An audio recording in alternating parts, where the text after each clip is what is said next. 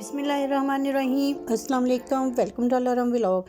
Viewers, कबाब तो आपने बहुत खाए होंगे, लेकिन आज की जो रेसिपी है अगर आप बना लेंगे तो यकीन कीजिए कि आप ये कबाब जो है बार बार बनाने पे मजबूर हो जाएंगे। ये कबाब इतने मज़ेदार और टेस्टफुल बनते हैं कि यकीन कीजिए कि आप इसे कहेंगे कि हर दफ़ा यही कबाब की जो रेसिपी है अब बनाएं।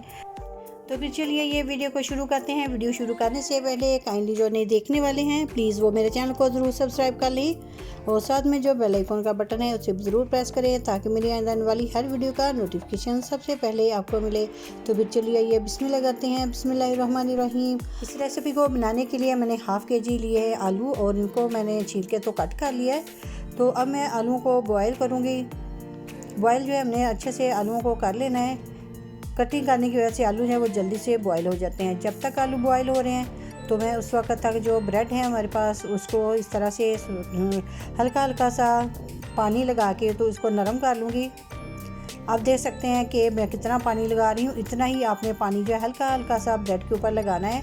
बहुत ज़्यादा हमने पानी लगाना कि ब्रेड जो है बिल्कुल नरम हो जाए। तो इतने से लगाने हैं कि जब बस थोड़ी सी सॉफ्ट हो जाए कि आसानी से जब मसलें तो ये बिल्कुल अच्छे से मसल हो जाए। ब्रेड को हमने चॉपर के अंदर चॉप नहीं करना बल्कि हाथों की मदद से इस तरह सा मसलेंगे तो ये बहुत ही अच्छी से सॉफ्ट सी जो ब्रेड है वो बन जाएगी। तो बिल्कुल अच्छे से पूरी ब्रेड को जो है हमने इस तरह कर लेना है। जो भी आपके घर में ब्रेड वगैरह बच जाए तो उसको ज़ाया ना करें, इससे जो स्नैक्स जो है बहुत ही मज़ेदार और टेस्टफुल बनेंगे। तो जो आलू हैं वो भी बॉयल हो चुके हैं।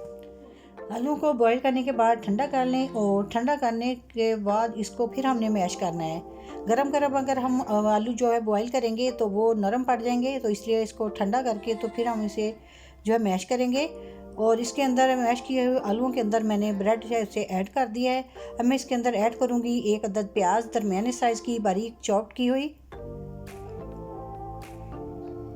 और साथ में बंद गोभी और मैंने शिमला मिर्च भी इसके अंदर हाफ प्याली शिमला मिर्च की जो वो भी ऐड की है और गाजर। सब्जियां आप अपने हिसाब से जो है वो डाल सकते हैं जो भी आपको पसंद हो। 3 से 4 सब्ज़ मिर्चें बारीक कटी हुई, काफ़ी सारा जो सब्ज़ धनिया ऐड किया है, कुटा हुआ खुश्क धनिया 1 टेबल स्पून, 1.5 टीस्पून नमक जाएगा इसके अंदर, 1 टीस्पून सुरख मिर्च पाउडर, हाफ़ टी स्पून कुटी हुई लाल मिर्च। आप अपने हिसाब से जो स्पाइसेस हैं वो डाल सकते हैं। नमक मिर्च आप अपने हिसाब से भी डाल सकते हैं, कम या ज़्यादा कर सकते हैं। तो अब इन सारे मसालों को डालने के बाद मैं इसे अच्छे से हाथों की मदद से मिक्स करूँगी ताकि जो मसाले हैं वो बैटर के अंदर बहुत ही अच्छे से जो है वो मिक्स हो जाएं। तो लास्ट पे मैं इसके अंदर ऐड करूँगी कॉर्नफ्लोर। कॉर्नफ्लोर से जो बाइंडिंग है इसके अंदर बहुत ही अच्छी सी आएगी और जो हमारे स्नैक्स हैं वो बहुत ही क्रिस्पी भी बनेंगे। 2 से 3 टेबलस्पून मैंने कॉर्नफ्लोर इसके अंदर ऐड किया है। अगर आपको कम लगे तो आप थोड़ा सा और कॉर्नफ्लोर जो है वो डाल सकते हैं। तो माशाल्लाह जी हमारा जो बैटर है वो रेडी है। अब हम जल्दी से जो कबाब हैं वो बना लेंगे।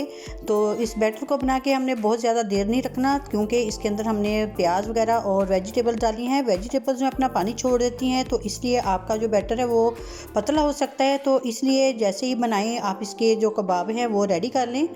तो माशाल्लाह जी आप देख सकते हैं कितने परफेक्ट वो बन रहे हैं। तो हाथों को हल्का सा ऑयल से ग्रीस करके फिर बनाएं तो जो कबाब हैं बिल्कुल हाथों के साथ बिल्कुल नहीं चिपकेंगे और बहुत ही परफेक्ट जो कबाब हैं वो बनेंगे। तो माशाल्लाह जी आप लुक देख सकते हैं कबाब जो हमारे कितने अच्छे से रेडी हो रहे हैं। तो इसी तरह से हमने सारे कबाब जो हैं उनको बना लेना है।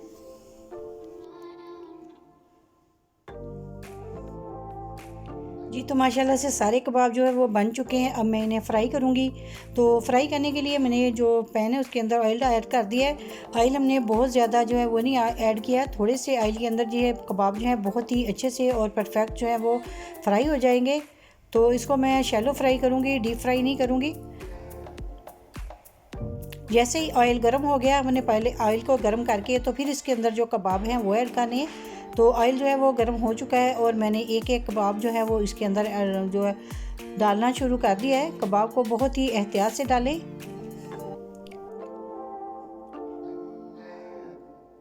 जी, तो कबाब मैंने जो है वो ऑयल के अंदर ऐड कर दिए हैं। तो जैसे ही एक साइड इसकी कुक हो जाएगी तो फिर मैं इसकी दूसरी साइड जो वो चेंज कर दूँगी।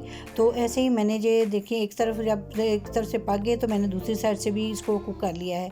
तो अब माशाल्लाह जी आप देख सकते हैं कि दोनों तरफ से जो कबाब को जो कलर जो है वो बहुत ही अच्छा और परफेक्ट आया है। तो हमें इसको फ्राई करने के लिए ना तो अंडे की ज़रूरत पड़ेगी ना ही किसी और चीज़ की।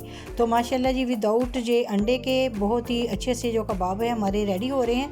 यकीन कीजिए कि ये बहुत ही मज़ेदार और टेस्टफुल कबाब बनते हैं। इस तरह के कबाब जो है आपने बिल्कुल नहीं खाए होंगे, बना के देखें। ये वेजिटेबल्स कबाब हैं तो साथ में इसके मैंने ब्रेड उसका इस्तेमाल किया है। तो ब्रेड जो है अगर आपके घर में बच जाए तो उसको ज़ाया ना करें, उसे ज़रूर काम में लेके आएँ। तो इससे जो हमारी कबाब हैं बहुत मज़ेदार और टेस्टफुल बने हैं।